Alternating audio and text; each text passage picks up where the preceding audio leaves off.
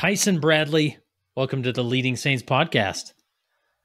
Thank you very much. Glad to be here. Yeah, I'm glad you're here. Now we're old pals. We go to conferences together, right? That's right.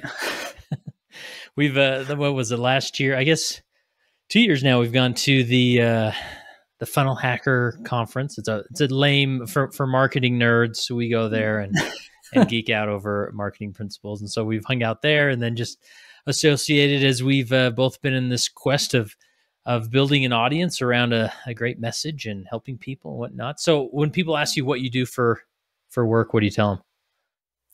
So it's evolved, but now I tell people I'm a neuro-bypassing coach.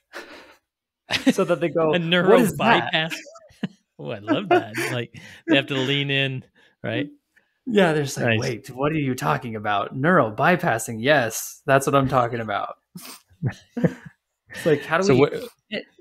And I'll guess I'll follow up with a question because, what is that? Well, the thing is, it's all about bypassing this brain of ours, which likes to be bound to the natural man and the things of seeking pleasure, avoiding pain, doing what's familiar. And I think that many people don't realize that we have this access to a spirit that has always been there. We've always had these spirits within us. And what if there's a way to channel that, or at least to have the spiritually minded life overcome the carnally minded life? And that's, I guess that's kind of what I teach and what I share with people. That's cool. And it's typically done in like a coaching type of arrangement, like one-on-one coaching, right? Yeah. One-on-one coaching, even in group coaching, it's just sharing the truth of who you really are and using that identity to bypass this brain of yours that wants to keep you stuck. Nice. And do you typically work with Latter-day Saints, or do they just happen to be Latter-day Saints? Or Yeah, nice. For the most part, I attract that crowd, and I think in part too, it's just it's who I am, and it's and there's so much that we teach in terms of the gospel and that we know, even in our doctrine, that confirms these truths that just resonate. So yeah, that's what I find. So whenever I get together with like therapists or life coaches, I'm always just curious, like to take a temperature gauge as far as what you're seeing, the problems people are wrestling with or bringing to you. Are there any themes that come to mind, like as you're coaching people, that you've seen a lot of, maybe around a certain concept or addiction or marriage troubles, or any themes come to the surface? Yeah, well, I think that obviously, depending on who you're talking to as well as the coach, like they see the problems that they help most with, and so some of the things that I see out there is just a general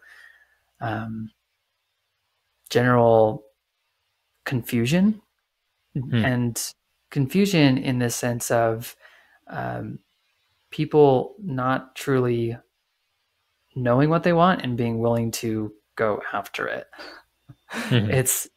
And I don't know, it's one of those things where we usually use confusion, or we tell ourselves like, oh, I don't know. And this lack of revelation seeking, because we're afraid of actually doing the work, or afraid of what's going to happen on the other side, or having to get out of our comfort zone if we actually start pursuing that which our heart has yearned for who knows how long. And so that's what I find is common, is that, with all my clients, is that they may know what they want. We know what we need to do, but that we just don't do it. Yeah. So, and is it one of those things like, and we sort of always we always blame the brain when it comes to these things. Like the brain is sort of programmed to protect us, right? That, that's scary. And so it's going to give us, it'd rather default to, maybe you're just confused, rather than you don't want to admit that you actually want to take action and do things. Right. And so, and that's the idea of, it's not like we're trying to resist this brain or like beat ourselves up because we have this dumb brain. It's like God gave us this brain. It's like, right. he gave us this whole body and it says like, hey, go down there. And I mean, I just recently did a presentation on Maslow's hierarchy of needs, and that's just a very popular, psychology framework that talks about how, at the base of our fundamental needs is we need safety. We need to be able to know that we can survive, like food, shelter, water. And then we go to a higher level, which is knowing that we're secure, that like we can provide for ourselves and other things. And then it raises to self-esteem and other things. And at the top is self-actualization. It's like, okay, so the brain is like concerned about all these things first. Like we're not thinking about, oh, I'm going to go accomplish my dreams when we don't have food. Yeah. Our brain is going to be like, go get some food. You need it to survive, to live. And I remember sharing this presentation. I said, if I was a God, if I was God and I had all these children, that I wanted to help them have the perfect opposition in all things, to be able to learn and develop their godliness. Do you know what I would give them? I would give them a brain.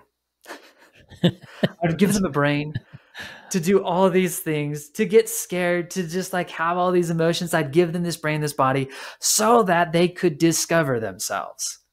Yeah. Yeah. And that's what I think is powerful is okay, let's not think that this is anything's gone wrong. Everything's gone right. It's just, how do we become aware of what this brain is doing and then use it as a way, use all the opposition as a way to understand who we really are, which is this godly being, this we're made in the image and likeness of God. So, okay, what does that mean? How do we do that? Yeah. Yeah. And at the essence, that's what you're walking into when people come to you for coaching. Is like, all right, Tyson, I have these goals and these wishes and desires, but this brain thing, I don't know how to use this tool, or we kind of feel like it holds us back at times, but they're coming to you, and then you're maybe giving some tactics and perspective of how to walk through and leverage the brain that God gave us rather than see it as a hindrance.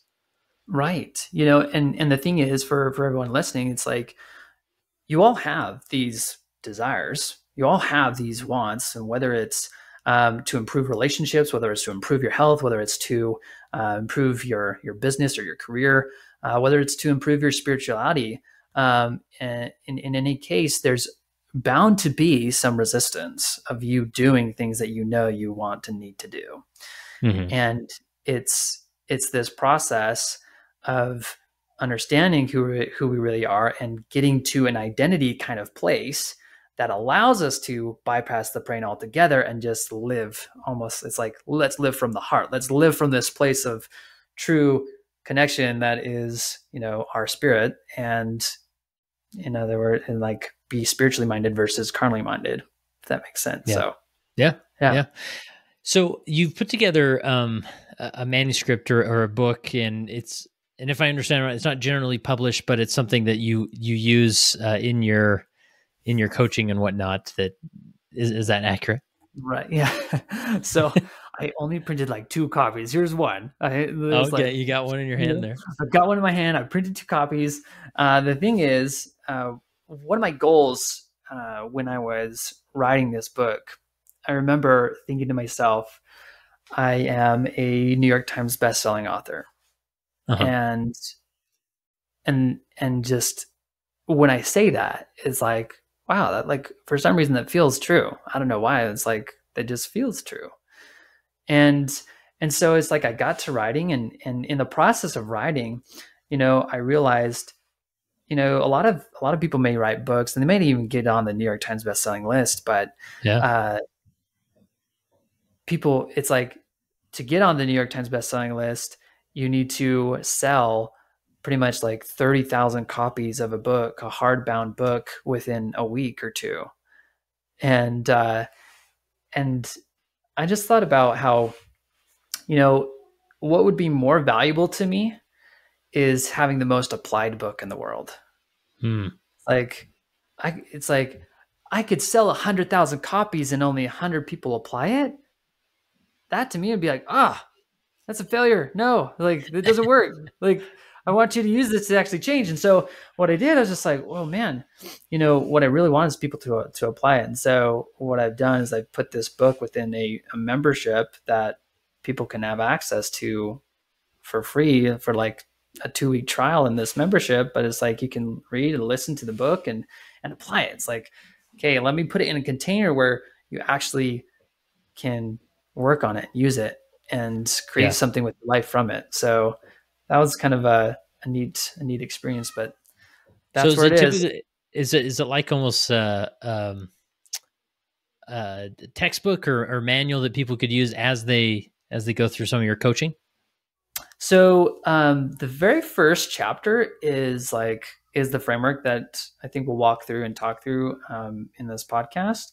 And then the rest of the book is more so just like, let me tell you stories and principles that like reinforce the truths within this framework so that it like becomes more clear and more actionable. And then within the membership, it's just like, yeah, here's like, let me lead you by the hand, walk you through step by step, the videos and tutorials and just everything to help you reclaim your inherent identity and bypass this brain of yours. So that's what it's all about. Well, walk us through this model then, and maybe we can find some application through. Because I guess from what we were talking about before, it's all based on the concept of identity, which is obviously at the core of our theology as Latter-day Saints, is this, an emphasis on identity, that there's a lot of power there. And even President Nielsen has talked and referenced that as of late, that it's, we'll find strength and power as we go back to our identity and really understand who we are. And so I assume that's part of the main focus of this framework. Right. And the thing is like, and I don't know if it's just that our minds are being open to it or but it's like more and more people are talking about this. In the conference that you and I met at and went to, it's like identity was all over that conference. Mm-hmm. And then President Nielsen and other people, I think it was Elder Uchtdorf's like, Jesus Christ is the strength of youth, right? It's like identity. It's like, that's who he is as a person. And so it's all around us. And the more that we pay attention to it, I think you'll find that it can make a huge difference in your life when you start to apply it. So awesome. Yes, let's unpack this. Yeah. Where do we start from? Where's a good jumping off point here? So the framework, I call it the method, the inherent identity method, and it follows the acronym of I am me. And so love it. The I stands for ideal. And this is all about understanding with whatever goal that you're trying to create. It's like, what's the ideal version of that experience?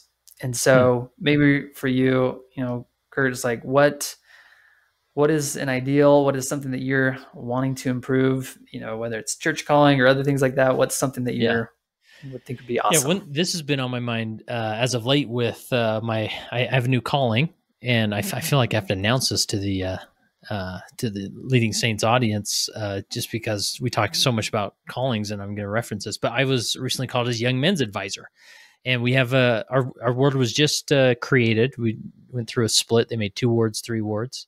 And so we have a smaller ward, but we're in a place that there's a lot of development happening. And so, we should grow into a big boy ward someday.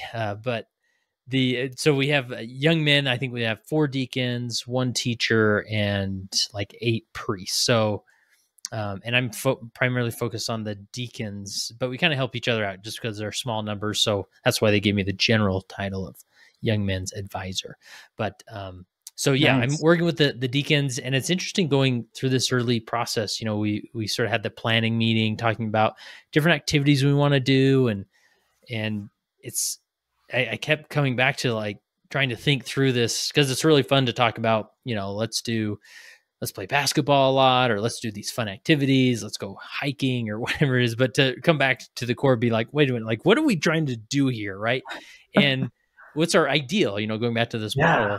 And when I sit with that, I'm thinking, well, I obviously, these young men, they can do fun stuff with their school, with their friends, with their parents, their family, but what can we offer them rather than just another thing in their week where they have to go and do something, right? And so, and obviously the handbooks provide a lot of perspective here, but I think it is, developing a relationship with Jesus Christ, having spiritual experiences that they can remember and begin to develop a relationship with God and Jesus Christ and whatnot. So that's sort of where my mind is with my calling and this term or this word of ideal.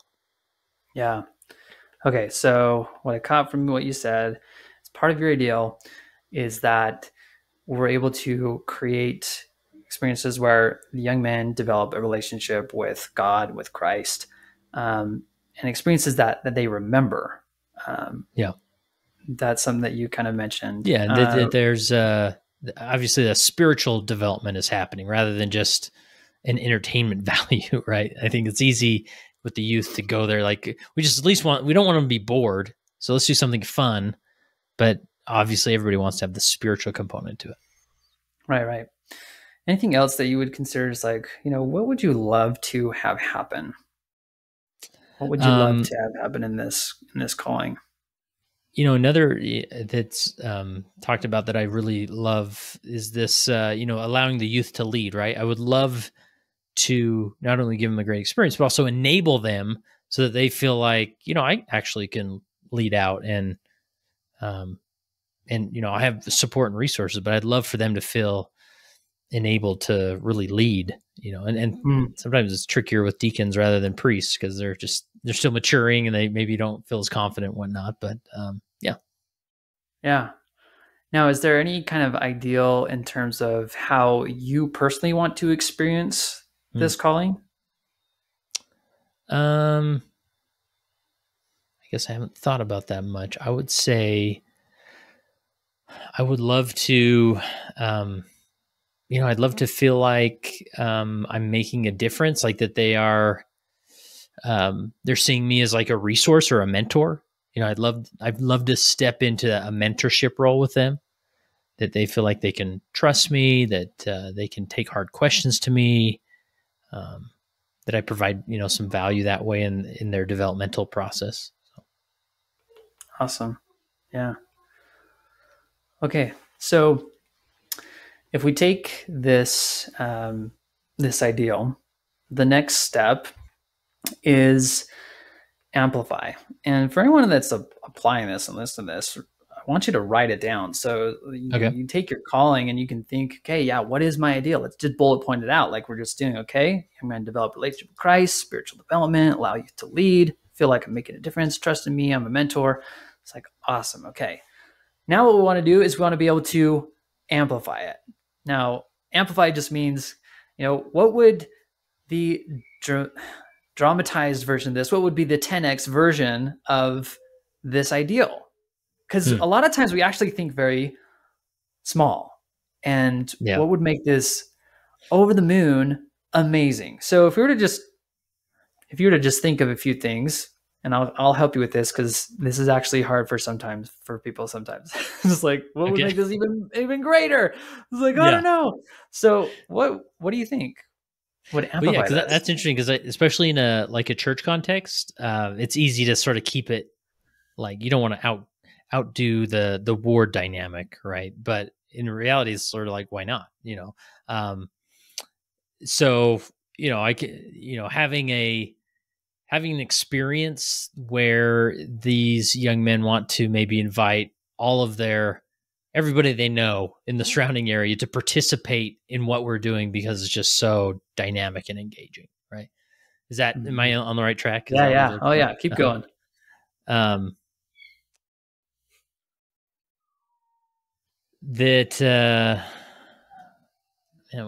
So going back to those ideals of like that, not only will I become a great mentor, but these young men will maybe look for deeper connection and mentorship in many other relationships in their life. Yeah. And sometimes it might help. So it's just like, okay, young men develop a relationship with Christ. Like, what would the amplified version of that be? What would be the most amazing outcome that you could possibly imagine with that? that they will, man, what would that be? I mean, obviously the thing is, we'd love to see someday that they go on a mission, but that's almost like it's sort of already in the formula, right? Like, so to push past that, I don't know, like as teenagers, that they'll actually lead out in their homes, when it comes to spiritual development in their home. They'll become a mentor to their siblings when it comes to spiritual stuff, and learn how to contribute on a spiritual level in their homes, maybe. Yeah. So maybe this is one of my gifts, but just being able to help like expand the vision here. Cause I want you to imagine, like, what would it be like if these young men created such a relationship with Christ that they are walking with him every day? Yeah. Like, can you imagine that? Like, can you just imagine like what kind of young men these men could be when they are going about and at school, they're listening and they hear the Spirit and they act on it. Mm-hmm. Yeah. That they can hear so clearly, and they can, it's a really, it's an obvious relationship with Christ, right? That like, it's so obvious that you see them and they shine, and you can tell by their countenance. It's like, that's amazing. So it's just like, okay, we don't want just them to just have experiences that they remember. We want them to have experiences that profoundly change who they are, and then they share it with other people. Yeah. And it inspires them. Now all of a sudden we're expanding. Now all of a sudden, like you said, it's like they invite everybody they know, and everybody around them that's connected to them. They just want to be around them, and they come. Mm-hmm. And our quorum has expanded, tenfold, whatever. Yeah. So it's just I just want to like highlight here just the expanding the possibilities, just like what a healthy exercise this is for any leader to do is creating the space to actually mentally process this, because we default to the natural boundaries, and they're not even like, nobody really put them there. But we default, we create them naturally, like the handbook. So you just, what does the handbook say? Right. And last Sunday I spent some time in the handbook just reading over, like, okay, like now that I'm in this role, like, I just really want to make sure I've got my bases covered. I'm doing it. But then the handbook's there to sort of guide and get some momentum going. But we often use it as like, oh, this is as far as I should go, because that's what the handbook says, right? So to have this exercise of expanding the possibilities is really, it's energizing and can really lead to a more positive experience in whatever calling you're in. Right. And here's the thing. I want you to literally notice like what's happening within you as we expand it. Yeah. It's energizing. How do you feel? Like energizing. Yeah. It's just like, oh my goodness. Yeah. What if instead of just, we allow the youth to lead, but it's like they become leaders, like truly. And their lessons are almost as powerful as my own, if not more. Yeah. I don't just feel like I'm making, and even for me personally, that I don't just like feel like I'm making a difference. Like I know it, I can see it, and they do trust me, and that I am a mentor. And so once we expand this now, it's like one other aspect of this amplifying is I want you to, when we imagine this kind of scenario, this kind of experience, we can amplify it in terms of the energy and the feeling of it by just saying, I'm so happy and grateful that this is what's happening. Like almost let's have this idea of gratitude ahead of time is what I call it. It's like, what if we just like, we're grateful that this was the truth.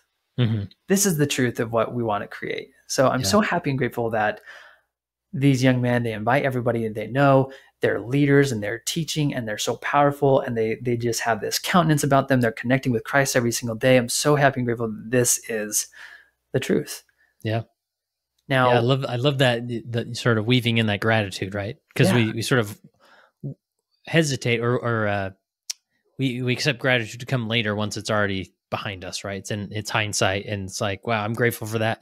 But we can be grateful on both sides of the experience, right? Yeah. And part of the reason why it's powerful is because, you talk about the energy of this. It's like, well, one of the most beautiful feelings of even the Spirit is this feeling of gratitude and faith and hope and charity and love. It's like, these are the fruits of the Spirit, right? Yeah. And so it gets us into a place where we are more connected with heaven. We are more connected with this Spirit. And from this place, I want you to kind of keep this feeling and Okay. this vision of the young men's, because as we go into this next step, which is M for movement, this step is all about what is my next step? Like, what is my next action? What is the next best action that I am to take? Mm-hmm. So from this place of gratitude, from this place of energy and feeling the amazingness of this vision, I can say, okay, now what? What do I do? Yeah. And so for you, it's like when you just are in this state of feeling grateful, it's like, what do you feel is the next step?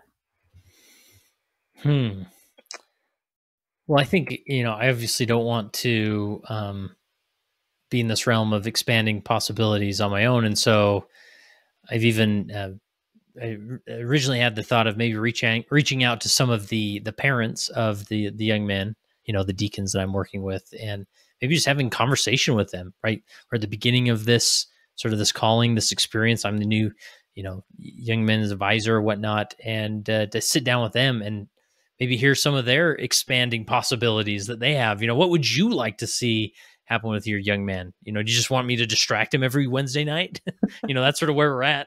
That's the starting point, right? Like, Yeah. I'll watch your kid on Wednesday night if you bring him to the church, and we'll have some fun activities. But man, what if that was at the bottom? What would more possibilities mean, look like? And so, yeah, I could stimulate that conversation and look at other, the possibilities I could have with them. Yeah. So, yeah.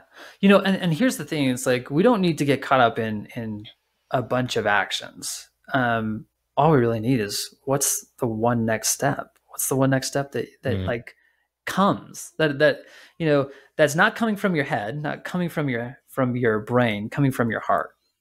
It's like, what is this next step? Well, it's like, I don't know why, but I just like had the thought or the feeling that I should reach out to the parents. Let's have this conversation. Yeah. And I might offer, what could this kind of conversation look like with the deacons themselves, like with them individually? It's like, because parents will have their vision of their child. There's like, I want you to be this. And then the child will have their own vision. It's like, but I want this, and a lot of times what we think is we can't satisfy everybody's desires. It's either this or this. And what I want to just offer is like, what if it's like we could take the ideals of you, we could take the ideals of the parents, we could take the ideals of the youth, and we could combine them and say, what if we could accomplish all this? Yeah. Yeah. What if we could create something that is truly unique and profound, that is without, like, outside the limits of what we have normally done? And you know what? That's what's so fun about this, is that when we start to just receive, we just start to do things differently because we're operating on a whole new level. It's like we're not thinking about entertaining and just maintaining the status quo. What we're thinking about is like, man, what are we really going for here when it comes to this experience of life and with these youth and with these kids? So yeah, that it includes everybody's ideals, that that not just the leaders or not just the parents. Yeah. Right. And that's there's a lot of revelation stimulated there. Let me insert just one question here, through this process. And this, I know this is like your bread and butter when it comes to life coaching, but it's natural when you're talking about ideals and then you're trying to amplify those ideals and then you're, moving people to movement, that they can't help but be dragged down by the limitations. Like, oh, Tyson, this is a cute process that you're leading us through and everything, but if you knew how my ward council works, like they would shut this down in a moment. Or, I just had a run-in with a parent of the young man on Sunday, and this is not going well, and there's no way that she'll even talk with me, let alone have this. So what comes to mind when as people go through this and they're just like, but Tyson, what about these limitations? Right. I'll say that firsthand is that I love limitations. The reason why I love limitations and when they come up is because they allow us the opportunity to discover who we really are. So, if we even take this example, I was just like, yeah, Tyson, that's all nice, but it's like my word counsel is this way, and there's no way that they'll accept something like this. I would say, okay, let's take that. I want you to take that, and I want you to go to God. I want you to go to God, and I want you to tell him, and not just in a prayer that you say in your head. You must write it down. Like, talk to God through the written word. Say, Heavenly Father, I want to do this, but I don't think that the word counsel will accept any of it. And then you can write the question, what do you want me to know? And what do you want me to do? And then write out whatever comes to mind. If you don't think that anything's coming to mind, nothing's really coming to mind, but literally write down, nothing's really coming to mind, because as you do that, it's like, I can promise you, you will start to receive more revelation. You will start to actually receive something of what God wants you to know about this. What does he want you to know? Not just like about the situation, what he wants you to know about yourself. And who you really are. Because, the next step of this process that also helps with the resistance is the next M, which stands for manifesto. And this is where we get into the identity. Oh, cool. Nice. When it comes to this framework, it's like, okay, we got the ideal. We've got this amplified ideal. It's like, oh yeah, it feels amazing. It's such a cool vision. I love it. And now the next step that I just feel guided and prompted to do is just to reach out to the parents. Yeah. And just start having a conversation. And I don't need to think any more of that. Like, don't overwhelm yourself, because the brain was like, want to look at a bunch of actions and be like, nope, I don't want to do any of that. That's way too much work. So it's like, okay, next action, reach out to the parents.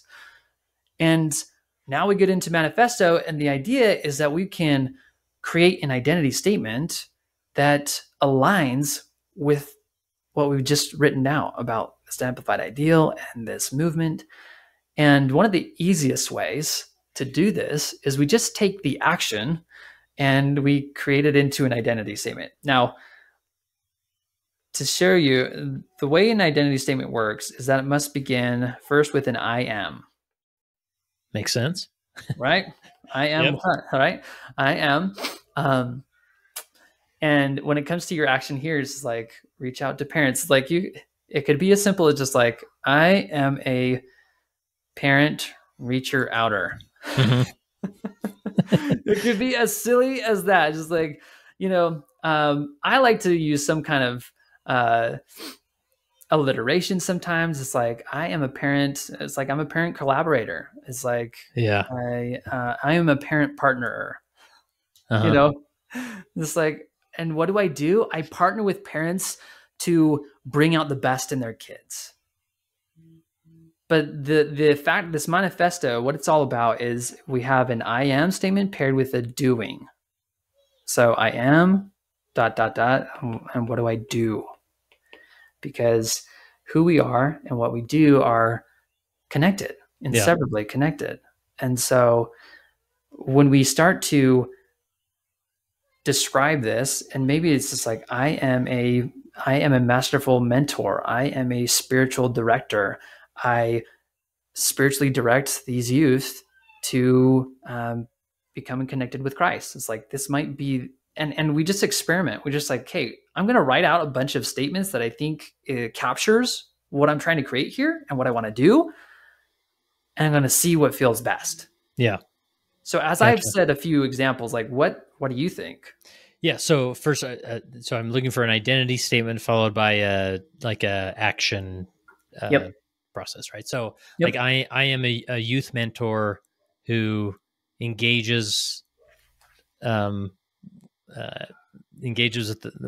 parents, like engages with the parents of youth to help them spiritually develop or something like that. Again, you're just working through it, right? Massaging it a little bit here. Yeah, massaging it.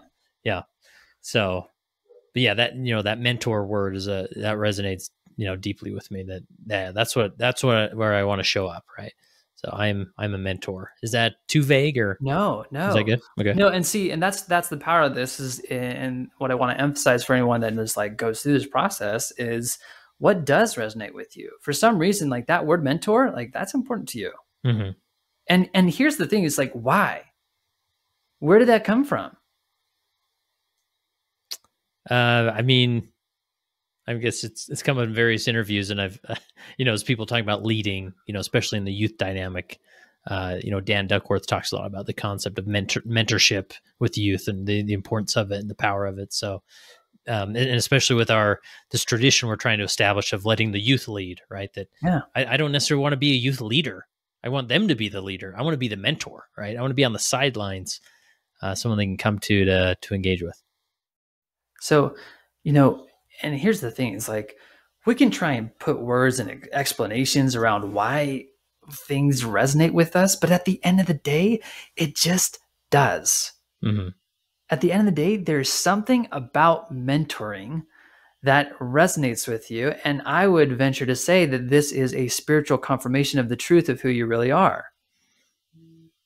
And so it's just like, and when the Spirit confirms the truth, I love, recently Elder Bednar gave some, I don't know if it was like a youth devotional or whatnot, but I remember writing it down because he said, a spiritual confirmation is more powerful, more enduring than what any of the five senses can provide. And, you think about what we do in terms of missionary work, what we do, there is no way that anyone can give me any evidence, any brain-based approach to explain the Book of Mormon not being true and me believe it. There's no way.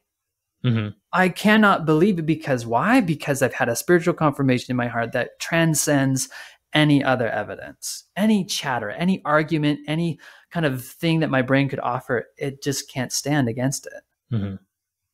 And so in the same way, what we're looking for here is, when you say, I am a mentor, do you feel the truth of that? Yeah. Yeah. Yeah. It resonates on a spiritual level, like, on that identity level for sure. And the thing is, when we think about these statements and we think about these words, we describe it in usually like analogies. It's like, it just lands, it hits home, it feels right, it feels like connection. This is like, whatever that is for you, if it lands, like, okay, let that be the truth, and see it as the truth of who you really are, this inherent identity. Mm-hmm. So if I really am a mentor, then what do mentors do? Yeah. You're asking me that, right? You want me to? Yeah, go for it.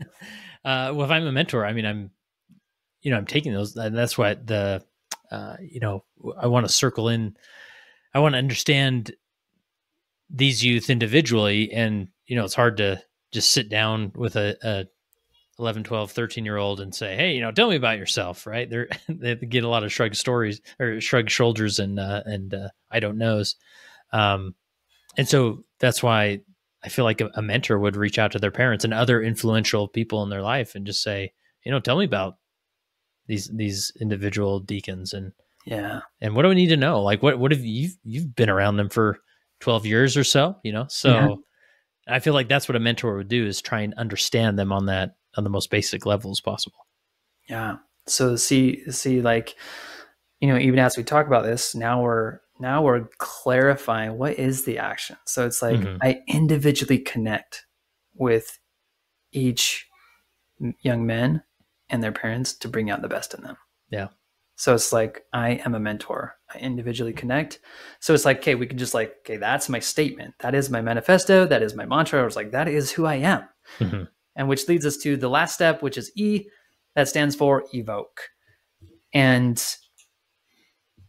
evoke, this is all about reminding ourselves, because the most repeated word within the sacrament prayers is remember.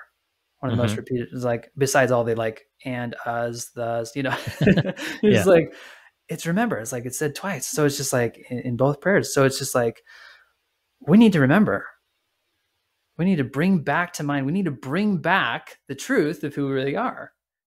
And so evoking, it's all about, okay, I've written out this statement, and tomorrow when I wake up, or as I go about the day, or when I have any kind of time set aside, it's like, I need to remember, I am a mentor.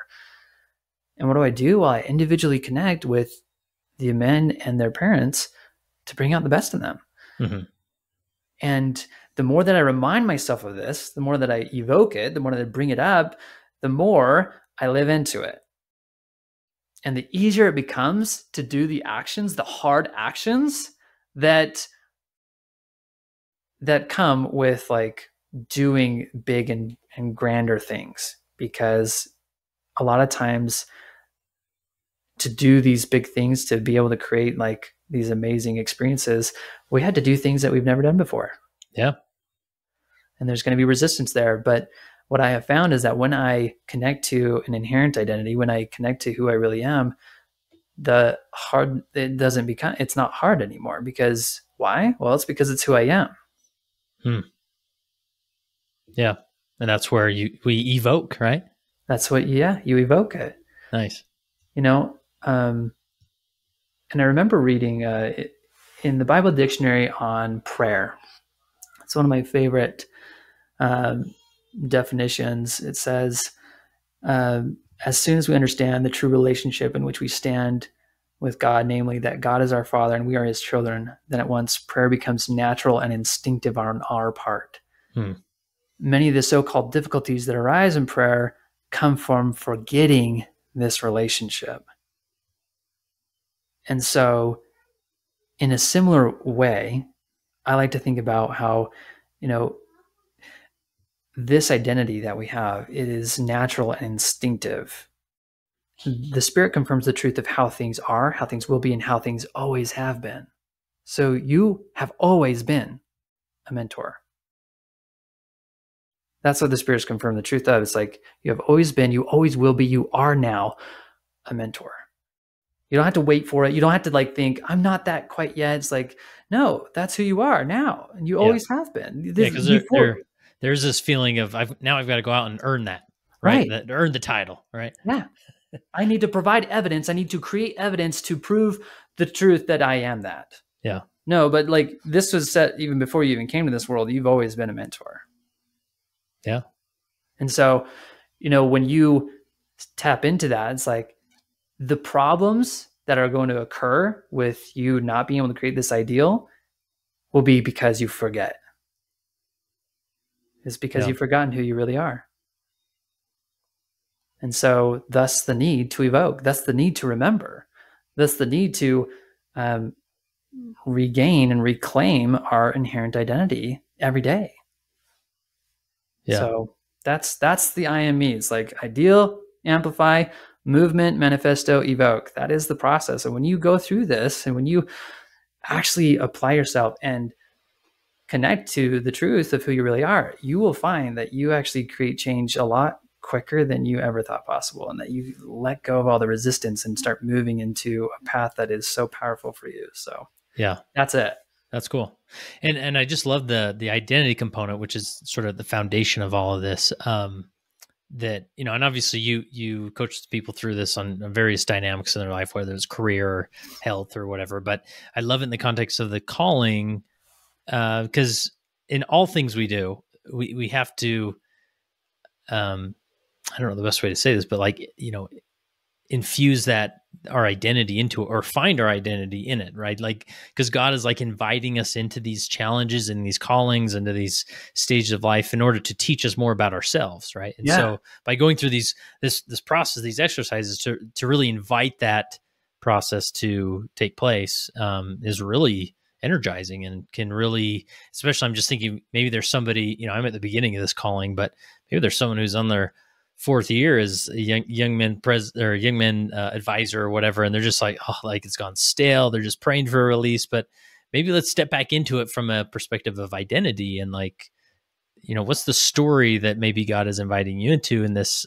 dynamic to reveal more about your identity, and it's powerful. Yeah, and to think in terms of, okay, for some reason you're in this place, and I'm thinking of all the leaders that are in branches, and they just rotate through the callings. This is my third round being branch president, whatever it is, and it's like you're there for a reason. Yeah, you're there in that place for a reason, and like there might be slim pickings, but you're there again, called to that opportunity. And like I said earlier, what a beautiful experience to be able to say, hey, God, what do you want me to know about this? It's like, there's a reason why I'm here, and there's, you've called me again, and I'm having troubles, but what do you want me to know? Yeah. About who I am in this experience.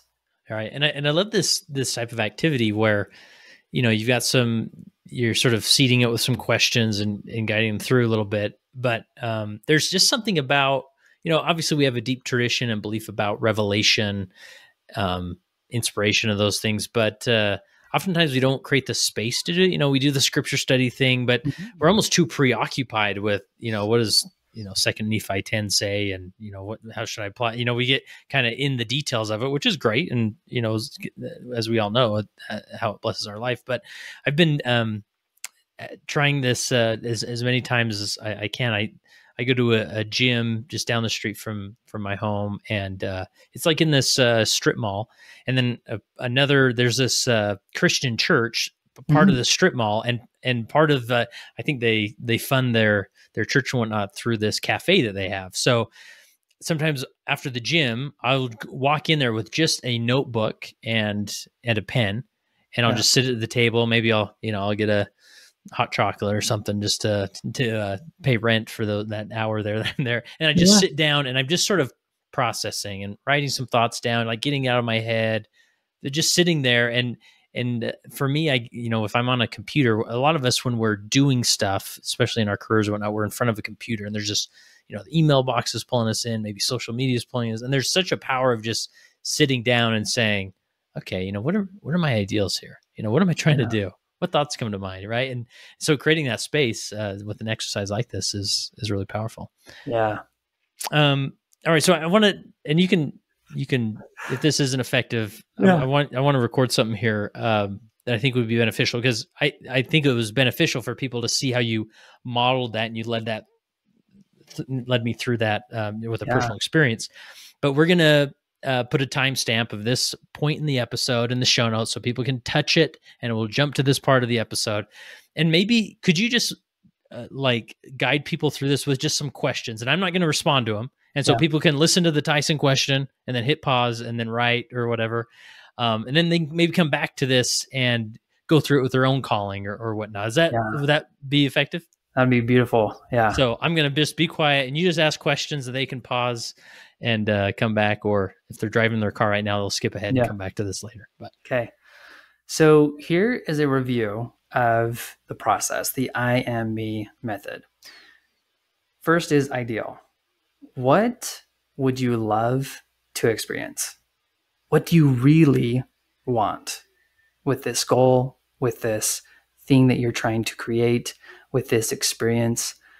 You can think about it in terms of even like your scripture study. What would be ideal with your prayers, with your calling, with your work? What would be ideal? What would you love to experience? And then amplify it. A for amplify. What would be the 10x experience of this? What would be the dramatized version of this? You can take every single bullet point that you write out in your ideal, and what would make this even more grand, more amazing? And then after you write down what would make it even more amazing and powerful and such a beautiful experience, being able to sit in that vision of it. You can actually visualize it. And I want you to think in terms of also like being grateful for it, being grateful for this vision, and saying gratitude ahead of time. It's like, I'm so happy and grateful that this is my experience, that this is the truth, that this is this vision that I have. And from that place of gratitude, you move into the next part, which is movement, and ask the question, what is my next step? What is the one thing that I feel guided to do? And with that one action, we move to manifesto. We move to creating an identity statement. And you can simply take that action and you can turn it into an identity. So with your scripture study, you might want to ask a question before you get into study. You might just feel guided to that. And so I am a questioner. I ask a question before I go into my study. So I am, the manifesto will be an I am plus an action, an I do. And once you create that I am statement, and I do, and it may not sound pretty, but choosing words that resonate with you, that make sense to you, that just, land for you and hit your heartstrings a little bit, just go with it, learn from it. And the last step of evoking it, reminding yourself of the truth of who you really are, waking up in the morning and reminding yourself, this is my identity. This is who I really am. I am a questioner. I am a youth mentor. I am a powerful presenter. If you're presenting at a conference or at work or whatnot, I am a focused. I'm a focuser. It's like I'm a focused person. Even that, it's like I focus at work and I get things done. So as you go through these steps, the whole point is for you to connect with and to feel the truth of who you really are. And as you do that, you're going to be able to show up in that area of your life or that thing that you're trying to create in a much more powerful and guided way. So that's it. Love it. Perfect. Yeah. I'm glad we did that. Now people can go through that section as many times as they need if they're feeling a little lost in their calling or not sure where to start, or even in their marriage or life or wherever. So that's cool. I'm glad we did that. Well, Tyson, what else? Any other principle we need to hit before we wrap up, or was that a good synopsis of it all? I guess the only thing that I'll touch on, and this is something that I feel is really powerful within the membership that we have, is it's called the Inherent Identity Family. And one thing that we do is every single morning we actually get together for a kind of like meditation prayer / receiving. I just think that we have such a challenge with receiving revelation. And you mentioned that like going into the cafe and just writing things down. And I have experienced so much more personal revelation the moment that I started writing my prayers down. And so this morning experience, I call it inherent tuning. It's just this opportunity to connect with heaven and to get revelation every single day. And that's been some of the most powerful things that has happened within this group and just in my own life. And so I would just highly encourage that we might change the way that you pray a little bit. Cause I mean, I even just 2 years ago, I was the kind of person that would say a prayer at the end of the night and I would fall asleep on my knees. Like, no, you're the only person, Tyson. Well, that's the thing. It's like, I know that other people do this, but I can't tell you how many times I was so, tired that I would fall asleep in my prayers. And it's just so hard for you to keep a conversation with heaven in your mind and to like pause long enough to listen and even receive anything, let alone write it down. Yeah. And so that would be my invitation. It's like, I just know that this is such a need. And it's one of the things that President Nelson has even mentioned. It's like, we need personal revelation more now than ever. So I have to plug that in. I love that. And just like, again, not that there's like a right tactic that's going to just make prayer awesome, but just like switching it up, right? Because we've been praying our whole life that sometimes you just get in the rote prayers, which we're supposed to avoid, right? And I know for me, like talking about tactics, one thing I do, because I'm the same way. If I just kneel down and I close my eyes and I just start going through that prayer thing, like it becomes stale. I don't feel like I'm connecting or I'm, rushing between things or whatnot. So one thing that I've done, and it involves writing, and to me, I think it's so powerful to write these things down. Plus I have a record. My children can look back on things that I was praying for, but I answer 3 questions in a small journal every day. I write, well, not 3 questions. I write 3 sets of 3 things, three highlights of the day, things that happened during that day. And these are like 1-sentence things, right? I write down 3 things I'm grateful for. And then I write down 3, I call them glories to God. And so these are 3 wishes. And again, it goes to ideals or amplifying. Like I think the most ridiculous thing, like I've written some examples of things I've written before is like, I will interview 6 members of the quorum of the 12, like things that if they happened, there would be no doubt that God was in it. That's and awesome. because I feel like it's this mental exercise that stretches me to, that it helps me amplify the ideal, right? I could just say, I just hope I have a great interview, or I just hope that I'm producing content that's helpful to the world. Or I'm like, no, I want President Nelson in my, I want to go to that level and just say like, God, if you were to ask me, like, this would be it. This would be so amazing that I could say nothing but to point at it and say, that's your glory. Like, this was all God. I don't know how this happened. And so anyways, it's good exercise. And then as I pray, in maybe more formal fashion, it may not be as long because I've already done the mental work, the mental processing through that written thing. And then it's just like, then I just sanctify it. Like, God, here it is. I've written it down and we go, I love that. Yeah, there's various ways to do it, but I just the process of like, I'm not just going to kneel down and mumble. I'm going to like sit down and write, it's great. I love that. Love it. All right, Tyson. Well, if people want to learn more about you and the good work you do, where would you send them? Inherentidentity.com. That's it. Nice. Love it.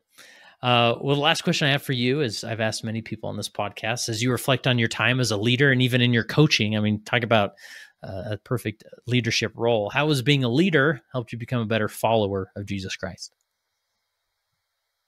I think leadership demands the best of you and is among the hardest things to do, and thus requires the closest relationship with him.